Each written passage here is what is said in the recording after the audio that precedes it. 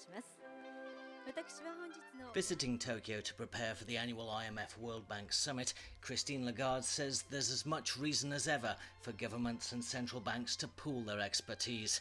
The challenge remains how to cut debt without slowing growth and putting people out of work.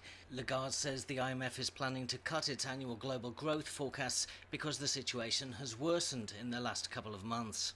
Many indicators of economic activity, whether you look at investment, at employment, at growth, at manufacturing, have been slowing down in some corners and significantly deteriorated in others. And this is not only the case in Europe. It is also the case in the United States of America.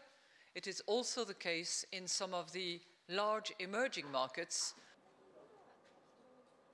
The IMF head praised Japan's government for addressing its growing public debt burden. She says the IMF supports the plan to double sales tax, but the bill still needs the approval of Japan's upper house. 75% of the House of Representatives supported this bill. That's an historic event. People say we can't make decisions in politics, but for the most difficult issue, we made this very big decision, and I very much appreciate the Diet's support. Lagarde says fiscal tightening needs to be balanced by monetary easing to prevent a slowdown.